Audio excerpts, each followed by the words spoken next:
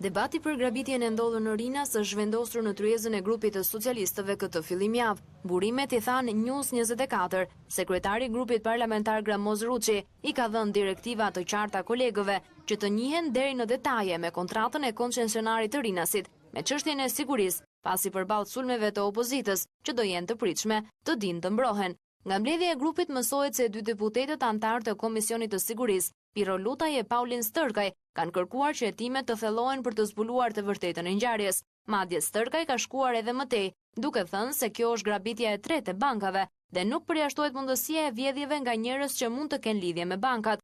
Për këtë çështje është shprehur edhe ministri i Brendshëm Sajmir Tahiri, i cili ka mbrojtur punën e uniformave blu.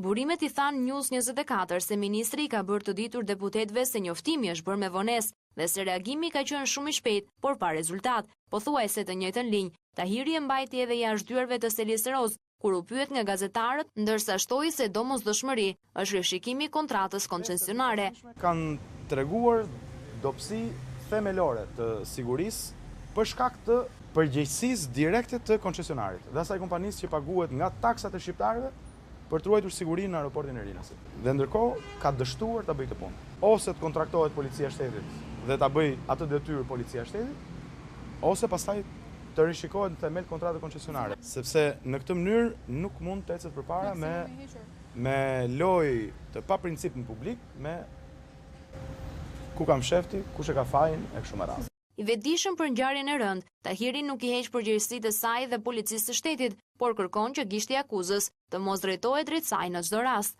Nuk po shmang përgjegjësinë e policisë së shtetit, sepse besoj që policia e shtetit duhet bëjë më shumë, po ka shumë për të bërë. Dhe unë jam i pari që për shkak të kësaj vetëdije kërkoj shumë më shumë nga policia. Por gjithsesi jam i pari që refuzoj që për çdo gjë që ndodh në këtë vend t'i drejtohet gishti policisë. Nga ana tjetër, LSI përmes deputetit Luan Rama kërkoi shkarkimin e ministrit të Brendshëm në Komisionin e Sigurisë. Një deklaratë e tillë është përcjellë edhe në komision nga deputeti Lutaj, i cili mësohet të jetë shprehur se më i moderuar sot ka qenë Flamur Noka se Luan Rama. I pyetur për një kërkesë të tillë, Tahiri preferoi t'i përgjigjet kështu. Unë besoj që jemi në kohë të shohim sistemin e sigurisë në aeroportin e Rinasit. Kjo është më e rëndësishme për qytetarët shqiptarë dhe për sigurinë e tyre në aeroportin e Rinasit. Kaq ka rëndësi.